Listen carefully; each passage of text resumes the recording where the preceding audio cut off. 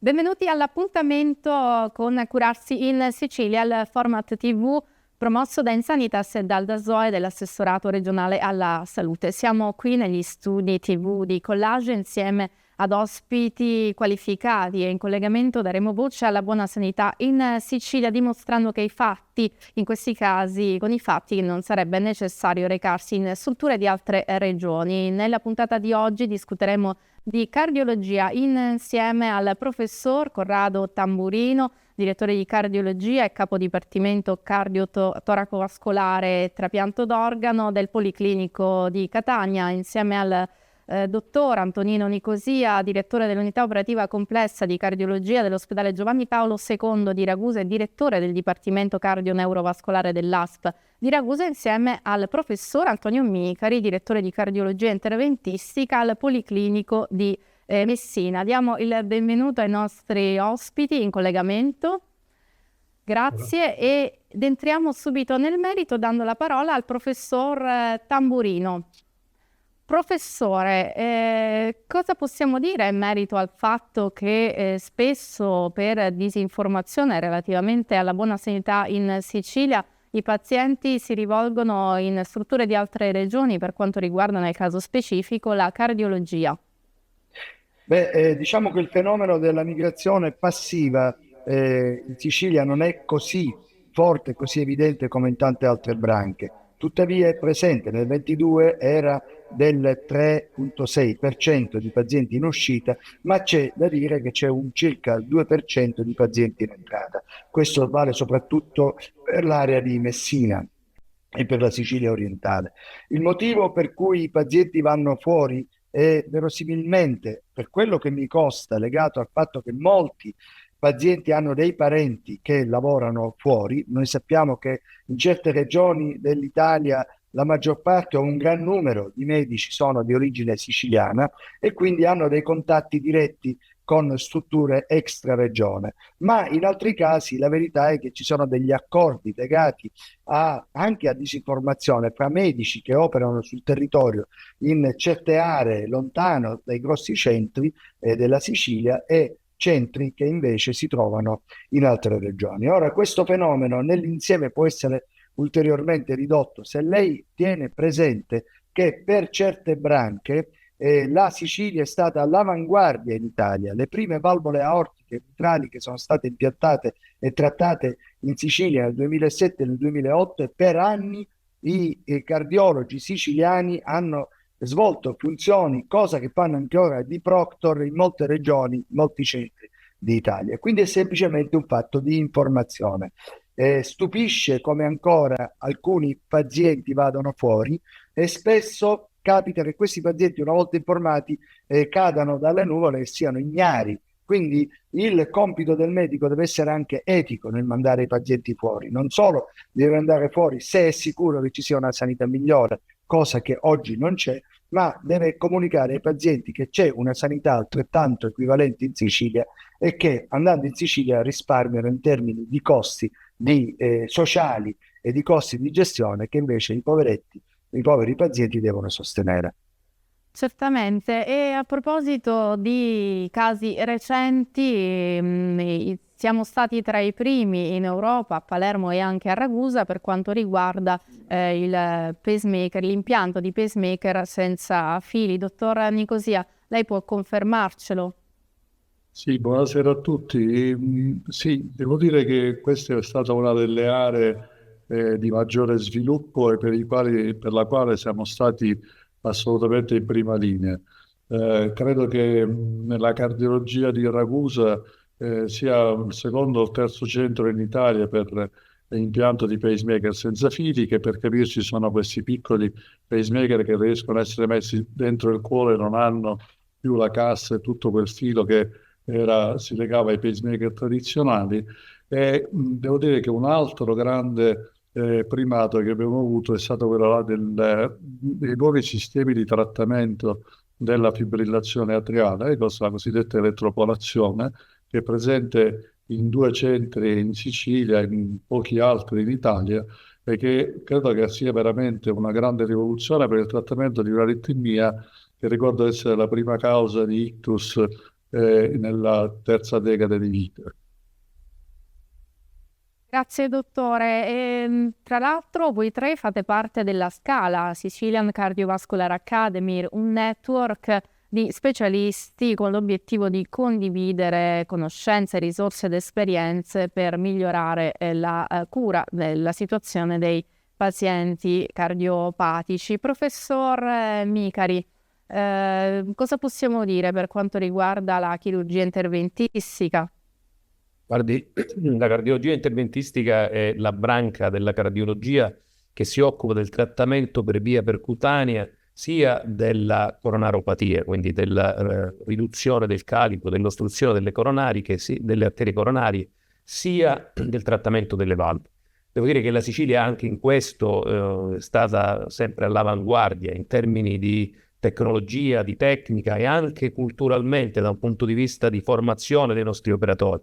E si avvalsa sempre di una mentalità collaborativa, nel senso che sono numerose a tutt'oggi, sia nella scuola del professore Tamburino che nella scuola di Messina, la possibilità, sono numerosi gli studenti, gli specializzandi che vanno presso altri centri e viceversa dagli altri centri presso i nostri. Tutto questo serve della mentalità anche che vogliamo riprodurre nello SCA per creare formazione, per creare conoscenza e per migliorare gli outcome per i nostri pazienti. Alla fine ricordiamo sempre che l'utilizzatore finale di tutto il nostro lavoro è il paziente, quindi tutto quello che facciamo e che tentiamo di fare, anche questa iniziativa dello SCA, è per poter rimanere aggiornati ed aggiornarsi sempre di più, per condividere idee e per migliorare la modalità con cui curiamo i nostri pazienti, ed è il motivo per cui diceva il professore Tamburino che questo deve sempre avere una ricaduta in termini di cura dei nostri pazienti all'interno del nostro territorio, laddove ci sono le capacità e anche le strutture e le tecnologie per poterli trattare.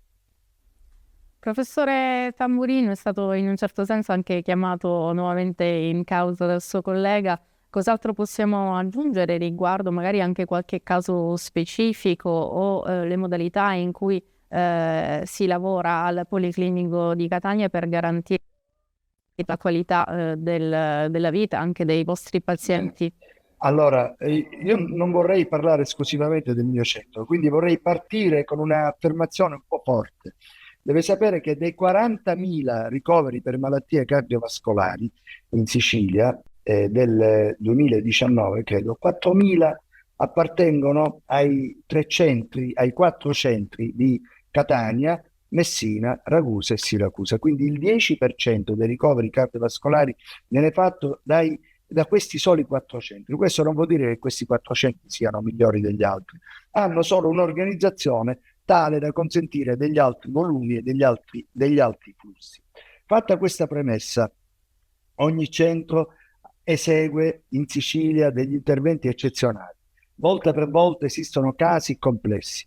È chiaro che il centro di Catania, che in fondo ha fatto da caposcuola per quasi tutti i cardiologi della Sicilia orientale, ha tante premiere nel suo curriculum, ma questo è solo un fatto legato all'opportunità che abbiamo avuto nel tempo di lavorare sia prima degli altri, sia con più energie e più risorse rispetto ad altri. Ma oggi la situazione, secondo me, si è spalmata sul territorio. Quindi il mio è un invito e l'aggiunta a quello che è già detto Antonio Micari, ha detto anche Antonino Nicosia. Noi dobbiamo ancorarci al territorio, quindi vogliamo che il territorio sia ancorato a noi come espressione di assistenza e noi ci rivolgiamo al territorio come referral, chiedendo al territorio di inviarci pazienti, di provare quello che siamo in grado di fare per il benessere dei pazienti, sapendo che la vittima di certi percorsi distorti non siamo noi, che siamo pieni di pazienti, è il paziente che invece deve andare fuori, spendere tempo, denaro, poi per i controlli ritorna ad andare fuori ogni anno, e questo è assolutamente da bandire perché non fa parte della nostra cultura e non, ripeto, non è etico a mio avviso. Certo, e a proposito di gestione del paziente ma anche del percorso di cura del paziente, dottor Nicosia, si parla spesso, sempre più recente, della cardiologia digitale e della telecardiologia. C'è stato anche un convegno a fine dello scorso anno sul tema. Esattamente, volevo proprio intervenire su questo. Devo dire che nel 2023 la creazione di un ottimale network di gestione della patologia cardiovascolare e la gestione del paziente in centri a diversa complessità assistenziale è resa molto più semplice dal fatto che i percorsi adesso sono digitali e l'interazione è favorita dalla digitalizzazione. Per cui oggi eseguire un cosiddetto teleconsulto che va da una cardiologia a più bassa complessità assistenziale verso una cardiologia a più alta complessità assistenziale. Per esempio, noi da Ragusa per le cardiopatie strutturali con la Catania o con la cardiochirurgia e così via di seguito, e fare da collettore del territorio in modo che il territorio possa rivolgersi alla sua cardiologia di riferimento è diventato semplice, o quantomeno sono semplici i mezzi che abbiamo a disposizione e dobbiamo tutti assieme lavorare. Credo che l'assessorato e la Regione Sicilia stiano andando in questa direzione perché molti fondi del PNRR di quest'anno sono dedicati alla digitalizzazione in cardiologia e favorire la comunicazione tra le varie cardiologie consente di offrire qualità nell'assistenza ai pazienti. Professor Micari, cos'altro possiamo aggiungere riguardo appunto il trattamento del paziente, anche migliori pratiche o anche per quanto riguarda gli interventi? Beh, bisogna intanto sdoganare la parola migliore. Noi dobbiamo fare trattamenti adeguati. I trattamenti adeguati nascono da uno studio multidisciplinare del paziente. I pazienti, soprattutto di cardiologia strutturale, quindi i pazienti valvolari, i pazienti che hanno patologie organiche del cuore, vengono spesso valutati da degli ARTIM, e qui mi rifaccio a quello che Antonino Nicosia ha detto. Questi ARTIM sono composti da cardiologi, cardiochirurghi, anestesisti, cardiologi clinici e non necessariamente devono essere in loco, perché la telecardiologia ci ha permesso di essere delocalizzati, ma allo stesso momento di discutere di quel paziente tutti assieme da diversi punti di vista. I trattamenti emergenti, il presente ormai collaudato con risultati ottimali è la sostituzione della valvola aortica passando attraverso un'arteria dell'inguine, dall'arteria femorale, ma ci sono numerosi trattamenti anche per altre valvole, soprattutto per la valvola mitrale, sia in termini di clip, cioè di unire i due lembi per ridurre l'insufficienza di questa valvola, sia sono moltissime le valvole in studio per la sostituzione valvolare. Così la tricuspide, c'è un mondo in continua evoluzione. Quello che stiamo dicendoci oggi tra un anno potrebbe già essere, non dico superato, ma sicuramente affiancato da tecnologie nuove. La tecnologia in cardiologia interventistica in 10 anni corre in una maniera addirittura non pensabile, cioè non possiamo prevedere tra 10 anni cosa riusciremo a fare. Quindi credo che ci sia molto da dedicarsi, molto da lavorare per poter sempre curare meglio i nostri pazienti in termini di cardiologia interventistica. Certamente, a proposito di fare rete e di continua formazione e informazione, so che a breve, a maggio, dal 9 all'11 a Catania ci sarà un grande congresso che coinvolgerà centinaia, circa 300 specialisti, insomma cardiologi anche da tutta Italia. Ringraziamo i nostri ospiti per questo collegamento, per essere stati con noi a questo appuntamento con Curarsi in Sicilia, e grazie a voi per l'attenzione.